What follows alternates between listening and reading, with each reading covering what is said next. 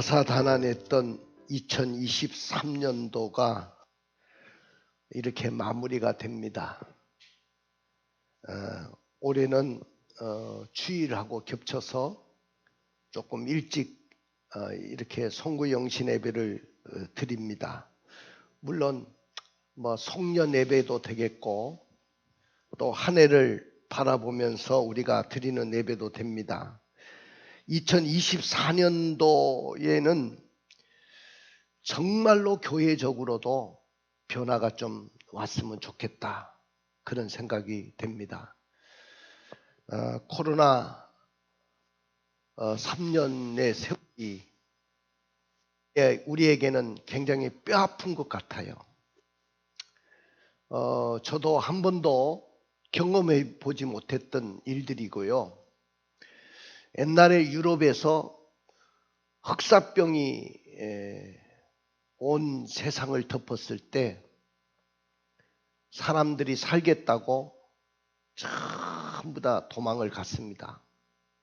심지어는 성직자들이 교회를 버리고 살겠다고 도망을 갔는데 그 사람들도 다 죽었어요. 유럽 인구의 거의 절반 정도가 그때 흑사병으로 다 죽었습니다. 이번에 코로나로 인해서 세계 2차 대전에 그 희생당한 전쟁으로 죽은 사람보다 코로나로 죽은 사람이 더 많답니다. 물론 무서운 병이었어요. 그러나 뒤돌아보니까 우리는 충분히 이길 수 있는 질병이었습니다. 지금도 코로나가 유행도 하고 있지만은 지금 코로나를 무서워하는 사람은 거의 없습니다. 그저 독감, 감기 정도로 생각하지요. 근데 3년 동안 왜 그렇게 무서워하는지, 예배당에 나오는 것이 그렇게 무서워서 교회를 안 나왔던 사람들은 결국 자기 스스로의 믿음이 다 무너지고 신앙이 다 무너져가지고 결국 다 떨어지고 말았어요.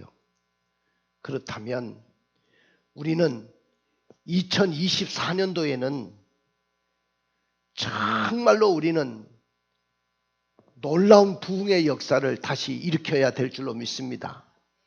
저는 분명히 하나님을 놀라운 역사 가운데 인도하실 것이라고 저는 의심하지 않습니다. 주님의 말씀을 굳게 믿고 있습니다. 그리고 여러분들의 가정 속에도 놀라운 하나님의 은혜와 축복이 함께 하셔서 생각하는 것마다 잘 되고 만사형통하는 그 한 해가 되기를 주님의 이름으로 축원을 드립니다. 우리가 복잡한 거리를 사람들이 수없이 걸어 다니고 수많은 사람들이 다니고 있습니다. 그런데 그 복잡한 거리를 걷는 사람들의 모습을 관심 있게 살펴보십시오. 그 모두들 생김새가 굉장히 다 다릅니다. 똑같은 사람은 한 사람도 없습니다. 제각기 다른 옷을 입고 있고 또 자신들이 가야 갈 길도 다 다른 길을 걸어가고 있습니다. 얌전하게 땅만 쳐다보고 가는 그런 여학생이 있는가 하면 사방을 두리번거리면서 다니는 남학생도 있습니다. 엄마의 손을 잡고 재미있는 표정으로 걸어가는 어린이가 있는가 하면 바쁘게 뛰어다니는 중년 남자가 있는가 하면 인생의 항온기에 서서 지나온 자취들을 더듬는 노인들도 걸어가고 있습니다. 그런데 모두들 가야 할 목적지가 다 다릅니다. 그리고 자신들이 처해 있는 형편도 다릅니다. 이들의 모습이 다르듯이 살아가는 방법이라든지 태도도 다르고 생각하는 일들이 다 다릅니다. 이와 같이 다른 사람들 사이에서 우리는 어떻게 살아야 하며 어떻게 나아가야 할 것인가? 이러한 사람들 속에서 무언가 다르게 살고 싶은 마음을 우리는 가지고 있습니다. 우리의 독특한 삶의 목적이 필요하고요. 삶의 방법이 필요하고 이것들보다 구체적으로 실현하는 방법이 우리에게 필요한 것입니다. 우리는요, 이제 얼마 안 있으면 2024년도 새해를 맞이하게 됩니다. 이 새해를 어떻게 살 것인지 오늘 저는 여러분들과 함께 말씀을 상고하면서 은혜를 나누려고 합니다. 할렐루야.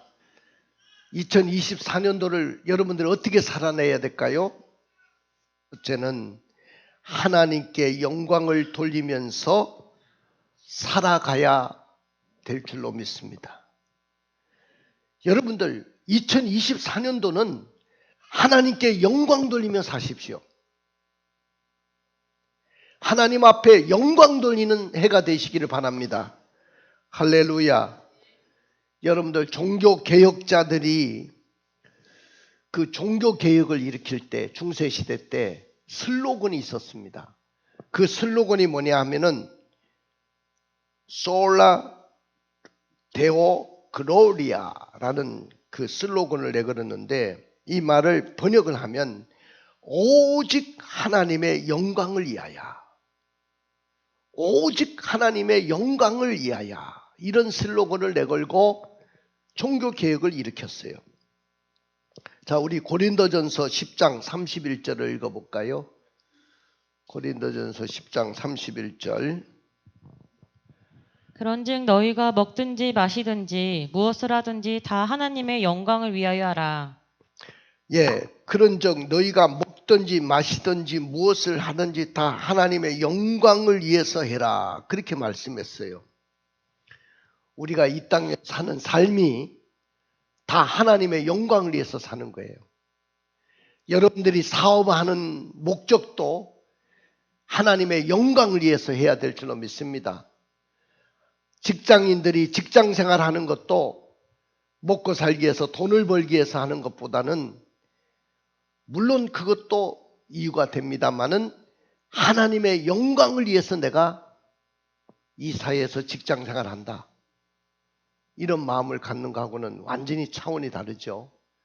그 다음에 학생도 학교에 가서 공부를 할 때도 나는 하나님의 영광을 위해서 한다. 이런 마음으로 공부를 한다면 아마 다른 학생들보다도 더 완전히 다른 학업 생활이 될 줄로 믿습니다. 할렐루야. 오늘 이 본문의 말씀을 다시 한번 읽어볼 거예요. 한번 읽어볼까요? 로마서 14장 7절 8절입니다. 우리 중에 누구든지 자기를 위하여 사는 자가 없고 자기를 위하여 죽는 자도 없도다. 우리가 살아도 주를 위하여 살고 죽어도 주를 위하여 죽나니 그러므로 사나 죽으나 우리가 주의 것이로다. 우리 중에 누구든지 자기를 위해서 사는 자가 없다고 했고요. 자기를 위하여 죽는 자도 없다고 했습니다. 우리가 살아도 주를 위해서 살고 죽어도 주를 위해서 죽나니 그러므로 사나 죽으나 우리가 다 주의 것이로다. 할렐루야. 여러분들 기독교 그 요리문답 제1조에 보면 그 질문이 이런 질문입니다. 하나님께서 사람을 지으신 목적이 뭡니까? 이렇게 질문을 던졌어요. 그 답은 하나님을 영화롭게 하고 하나님을 기쁘시게 하는 것이다. 그랬어요. 사람이 제일 된 목적이 뭐냐면은 하나님을 영화롭게 하고 하나님을 기쁘시게 하는 것이 우리가 이 세상을 살아가는 목적이 되는 거예요. 그리고 하나님이 우리를 창조한 목적이 되는 것입니다. 우리는 주님의 기쁨이 되어야 하고 주님 앞에 영광을 돌리는 그런 삶이 되어야 될 줄로 믿습니다. 내년 한 해가요, 거기에 포커스를 맞추고 여러분들이 살면 절대로 실패하지 않아요. 나는 하나님의 영광을 위해서 산다. 내 모든 살아가는 인생의 여정은 하나님의 영광을 위해서 살 것이다. 하나님의 영광을 위해서 사는 사람이 주일 성수, 그 주일 성수에 실패하는 사람이 없을 것입니다. 하나님의 영광을 위해서 살겠다고 다짐하는 사람은 기도하는 생활을 게을리 할 수가 없을 것입니다. 하나님의 영광을 위해서 사는 사람은 주의 사역을 위해서 자기의 목숨까지도 내놓을 수가 있는 것이죠. 인간의 존재 목적이 뭡니까? 하나님을 영화롭게 하고 그분을 기쁘게 하는 거예요. 사람이 사는 목적이 시집을 가고 장가를 가고 자녀를 낳는 데 있는 것이 아니에요. 물론 그건 사람이 살아가는 하나의 방법이기도 하지만은 삶의 목적은 아닙니다. 돈을 많이 벌어서 내가 이 땅에서 즐겁게 행복하게 사는 것, 이것도 삶의 목적이 될 수가 없어요. 여러분들, 이 카메라를 이제 가지고 동영상을 찍는다든지 어떤 한 카트에 사진을 찍을 때도 정확하게 렌즈에 초점을 맞춰야 선명한 사진을 우리가 찍을 수가 있어요. 마찬가지로 우리의 삶의 초점이, 포커스가 하나님께 영광을 돌리는데 맞춰줘야 그때부터 여러분의 인생길이 열리기 시작하는 거예요. 만일 하나님께 영광을 돌리는데 초점을 맞춰주지 않는다면 우리가 아무리 아들을 낳고 딸을 낳고 그렇게 살아도, 돈을 많이 벌어서 육체적으로 건강하게 그렇게 산다 할지라도 거기에는 아무런 의미가 없을 것입니다. 또 삶의 의의를 깨달을 수가 없을 것입니다. 그렇기 때문에 나는 여러분들이 다 하나님의 영광을 위해서 사는 인생길이 되기를 주님의 이름으로 축원을 드립니다. 할렐루야. 믿으십니까? 세상을 살아가는 사람들 중에는요, 세 가지 종류의 사람들이 있어요. 첫째는 자기 유익만을 위해서 사는 사람들이에요. 어떤 사람이 있다고요? 자기 유익을 위해서만 사는 사람들이에요. 지구에 수많은 사람들이 살고 있죠. 그런데 그 수많은 사람들 중에, 수십억의 사람들 중에 나라는 사람은 한 사람밖에 없어요. 그러므로 이 나는 굉장히 귀한 존재예요. 나는 여러분들이 여러분 자신을 소중하게 여기기를 주님의 이름으로 축원을 드립니다. 나는 매우 귀중한 사람이에요. 그리고 내가 어떤 사람인지를 알면 절대로 아무렇게나 살지 않아요. 어떤 사람은 자기 마음대로, 자기 기분대로, 자기 쾌락대로 그렇게 살다가 죽는 것도 자기 스스로가 극단적인 선택을 하고 자살을 하고 마지막을 그렇게 마치는 사람들 많습니다. 왜 그러냐면은 자기가 굉장히 소중한 존재라는 것을 몰라서 그래요. 나는 굉장히 소중한 존재입니다. 나를 알고 사랑한다는 것은 굉장히 중요한 거예요. 그런데 자기만을 위하여 사는 존재는 이건 하나님이 기뻐하시는 삶이 아니에요. 내가 소중한 존재지만은 내 유익만을 위해서 살지 말고 내 주위에 내가 뭔가를 줄 수 있는 사람, 내가 그들에게 사랑을 줄 수 있고 또 사랑을 책임질 수 있는 그런 사람들이 있는가를 한번 살펴보기를 원합니다. 여러분들, 나를 위해서만 살지 마십시오. 근데 많은 사람들 중에는 자기 유익만을 위해서 사는 사람들이 얼마나 많은지 몰라요. 자기 유익을 위해서 살기 때문에 모함도 하고 다른 사람들을 생각하지 않아요. 다른 사람이 상처를 받는지, 다른 사람이 내가 이렇게 행동함으로 마음이 아파하는 거 생각하지 않습니다. 그래서 배신도 하고 또한 남의 고통을 밟고 일어서려고 하는 사람도 있고요. 우리 주변에는 다양한 사람들이 있어요. 왜 그런 행동이 나오느냐 하면은 오직 자기밖에 모르는 거예요. 자기 유익만을 위해서. 다른 사람은 안중에도 없는 거죠. 나만 행복하면 되고, 나만 잘 살면 되고, 남이 가슴이 아프던 그건 소용이 없는 거예요. 나는 오늘부터 여러분들이 결정하시기를 바랍니다. 내 유익을 위해서만 사는 삶이 아니고, 내가 그 전에 이야기를 했죠. 교회라는 것은 유기적인 공동체다. 우리는 한 몸이라고 했어요. 그래서 누가 아파하면 그건 내가 아픈 거예요. 누가 힘들어하면 내가 힘든 거예요. 그분이 정말로 고통스러우면 내가 고통스러운 거예요. 이런 마음으로 살아내기를 원합니다. 그 다음에 목적 없이 사는 사람들이 있어요.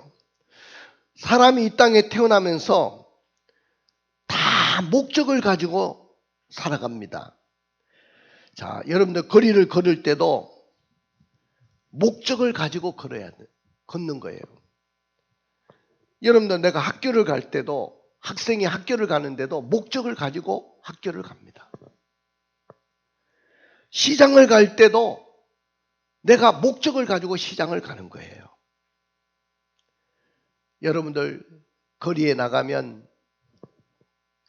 거리를 질주하는 수많은 차량의 홍수와 인파를 보십시오. 그 많은 것 중에 어느 하나라도 목적 없이 간다면 거리는 걷잡을 수 없는 혼란에 빠져가지고 고통을 당하게 될 것입니다. 자동차 길이도 충돌하겠고 사람들이 서로 부딪히고 공포의 도가니가 될지도 몰라요. 여러분들 고속도로에 나가면 수많은 차들이 막 질주를 합니다. 수많은 차들이 움직이고 있어요. 근데 그 차들이 목적을 잃어버리면 아마 1, 2분 안에 큰 사고가 납니다. 사고를 일으킬 가능성이 많습니다. 근데 우리 주변에는 목적 없이 사는 사람들이 너무 많아요. 내가 왜 사는지도 모르고 그날을 덧없이 방황하는 사람들이 얼마나 많은지 모릅니다.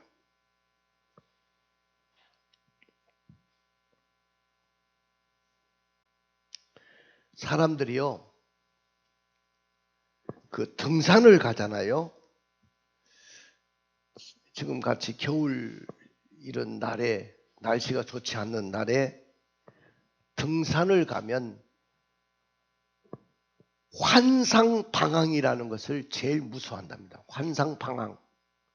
저는 겪어보지 못했는데 이 환상방황이라는 말은 뭐냐면은 등산을 갔는데 갑자기 안개를 만나고 폭풍우를 만나가지고 앞을 볼 수가 없는 거예요. 그래가지고 방향 감각을 잃어버리고 거기서 벗어나려고 막 앞으로 전진해서 갔는데 결국 나중에 보니까 자기가 출발했던 그곳에 되돌아와 있다는 거예요. 옛날에 전쟁이 일어났습니다. 전쟁이 일어났을 때도 종종 그런 일들이 일어납니다. 적군의 진지를 탈출하기 위해서 우군이 있는 곳으로 밤새도록 달렸는데 아침에 되어 보니까 자기가 도망했던 적군의 진지 바로 뒷산에 자기가 와 있더라는 거예요. 왜 이런 일이 일어납니까? 방향 감각을 상실했기 때문에 그렇습니다. 여러분들도 똑같아요. 방향 감각을 잃어버리면 여러분 살 수가 없어요. 그러니까 여러분들이 분명한 목적을 가지고 살아야 돼요. 내년 한 해 여러분들은 삶의 목적이 분명해야 돼요. 내가 왜 사는지, 왜 내가 지금 돈을 벌어야 되는지, 내가 왜 학교에 가서 공부를 해야 되는지, 이 목적이 분명한 삶을 여러분들이 사셔야 승리할 수가 있는 줄로 믿습니다. 그 다음에 바른 목적을 갖고 사는 사람들이 있어요. 이 사람은 가야 될 방향을 정확하게 알고 있습니다. 내가 어디로 가야 되는지, 내가 무엇을 해야 되는지 이것을 정확하게 알고 있는 사람이지요. 나는 오늘 여러분들이 그런 사람으로 삶을 살아내기를 주님의 이름으로 축원을 드립니다. 1871년 봄이었습니다. 몬트릴 제너럴 병원에서 근무하던 의과대학생 한 사람이 최종 시험을 앞두고 합격할런지 알 수도 없이 근심하게 이르게 됩니다. 내가 이 의사시험에 합격하지 못하면 내가 어떻게 될까? 앞으로 무엇을 할 것인가? 어디로 가야 하는가? 의사생활을 어떻게 잘할 수 있을까? 이렇게 이제 고민을 하고 걱정을 하는데, 이 사람이 나중에 고민을 하다가 토마스 칼라일이 쓴 책을 읽다가 그 책 한 구절을 읽고 그 한 기절이 그의 가슴을 때렸던 거죠. 무슨 내용이냐면은 우리의 주된 일은 멀리 쳐다보는 것도 아니고 가까이 있는 것이다. 그리고 하나님께 영광을 돌리는 데 있다. 이 구절을 읽고 마음에 굳은 결심을 하게 됩니다. 그리고 하나님께 영광을 돌리기 위해서 열심히 살아갑니다. 그래서 이 사람이 나중에는요, 유명한 존스 홈킨스 의과대학을 세운 분인데, 바로 그분이 누구냐면은 윌리엄 로라는 사람이에요. 사랑하는 우리 성도 여러분, 금년 한 해 오늘 여러분들은 어떻게 살아가야 될까요? 오직 하나님의 영광을 위해서 살아내기를 주님의 이름으로 축원을 드립니다. 할렐루야. 그 다음에 두 번째 하나만 더 말씀드릴게요. 두 번째는 2024년도를 어떻게 살아야 되냐면은 하나님의 뜻에 여러분들은 포커스를 맞추고 살아가야 돼요. 어디에 포커스를 맞추자고요? 하나님의 뜻에. 하나님의 뜻에 여러분들이 포커스를 맞추기를 원합니다. 여러분들, 하나님의 뜻이라는 게 뭡니까? 하나님이 원하는 것을 내가 살아가는 거예요. 하나님이 기뻐하시는 것을 내가 사는 거예요. 이것이 바로 하나님의 뜻인 줄로 믿습니다. 예수님도 이 땅에 오신 목적이 뭐라고 했냐면은 요한복음 6장 8절 39절을 한번 읽어볼까요? 요한복음 6장 38절 39절입니다. 내가 하늘에서 내려온 것은 내 뜻을 행하려 함이 아니요 나를 보내신 이의 뜻을 행하려 함이니라. 나를 보내신 이의 뜻은 내게 주신 자 중 내가 하나도 잃어버리지 아니하고 마지막 날에 다시 살리는 이것이니라. 자, 우리 예수님도 이 땅에 내려오신 목적이 뭐냐면은 내 뜻을 행하려 하는 것이 아니고 나를 보내신 이의 뜻을 행하는 것인데, 나에게 주신 영혼을 하나라도 잃어버리지 않는 것이 바로 아버지의 뜻이라고 했어요. 내년 한 해는 항상 하나님의 뜻에 맞추어서 여러분의 모든 인생을 걸어가기를 주님의 이름으로 축원을 드립니다. 내 뜻대로가 아니고 주님의 뜻대로 살아야 돼요. 자, 여러분들 마지막 날에 되면 많은 사람들이 이렇게 이야기합니다. 그날에 많은 사람들이 주님 앞에 와가지고 주여 주여 내가 주의 이름으로 선지자 노릇했습니다. 주의 이름으로 귀신도 쫓아냈습니다. 주의 이름으로 권능을 행했습니다. 이런 고백을 해요. 다 주님의 이름으로 선지자 노릇하고 주님의 이름으로 병도 고치고 주님의 이름으로 권능도 행하는 거예요. 그런데 주님이 뭐라고 하냐면 불법을 행하는 자들아 내가 도무지 너를 알지 못한다. 내게서 떠나가라. 여러분들 우리가 이 땅의 삶을 살 때 가장 중요하게 생각해야 될 것은 내 뜻을 보고 살지 말고 주님의 뜻에 포커스를 맞추고 살면 하나님이 여러분들의 뜻을 다 이루어 주실 줄로 믿습니다. 그러면 하나님의 뜻대로 사는 것은 어떻게 사는 것이냐? 거룩하게 사는 거예요. 하나님의 뜻은 우리는 거룩한 삶을 사는 거예요. 그래서 가정도 거룩하게 만들어야 되고 자녀들도 거룩한 자녀들로 길러내야 돼요. 그 다음에 두 번째 하나님의 뜻은 뭐냐면은 세월을 아끼고 살아가야 된다는 거예요. 자, 여러분들 우리 한번 읽어봅시다. 에베소서 5장 15절부터 18절. 에베소서 5장 15절부터 18절을 한번 읽어보겠습니다. 그런즉 너희가 어떻게 행할지를 자세히 주의하여 지혜 없는 자같이 하지 말고 오직 지혜 있는 자같이 하여 세월을 아끼라. 때가 악하니라. 그러므로 어리석은 자가 되지 말고 오직 주의 뜻이 무엇인가 이해하라. 술 취하지 말라. 이는 방탕한 것이니 오직 성령으로 충만함을 받으라. 자, 하나님의 뜻대로 사는 삶은 세월을 아낀다. 여기 보니까 지혜 없는 자가 사는 것처럼 살지 말고 오직 지혜 있는 자의 삶을 살으라고 했어요. 지혜 있는 자의 삶은 세월을 아끼는 삶이라고 했습니다. 어리석은 자가 되지 말고 오직 주의 뜻이 무엇인가를 이해하라고 우리에게 가르쳐주고 있습니다. 사랑하는 여러분, 한 해가 너무 빨리 지나가지 않습니까? 그런데 이제 내년 한 해도 우리에게 또 새로운 시간이 주어질 거예요. 근데 너무 세상 그냥 막 살지 말고 분초를 아끼고 시간을 아껴서 우리가 열심히 살아내기를 주님의 이름으로 축원을 드립니다. 무엇보다도 열심히 성경도 읽고 열심히 교회를 위해서 봉사도 하고 선한 일에 힘쓰는 여러분들이 되시기를 주님의 이름으로 축원을 드립니다.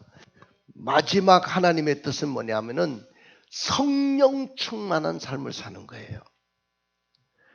누가복음 12장 49절에 보면 내가 불을 땅에 던지러 왔노니 이 불이 이미 붙었으면 내가 무엇을 원하리요 그랬어요. 예수님은 이 땅에 불을 붙이기 위해서 왔다고 그랬어요. 그 불은 뭡니까? 성령의 불을 말하는 것입니다.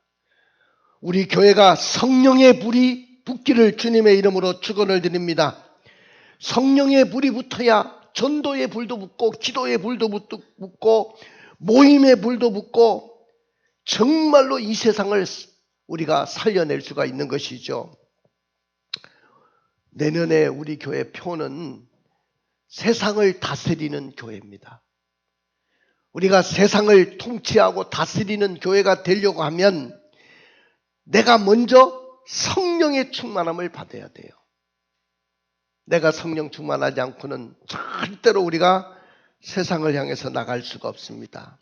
나는 여러분들이 그런 삶을 살아내기를 주님의 이름으로 축원을 드립니다. 할렐루야.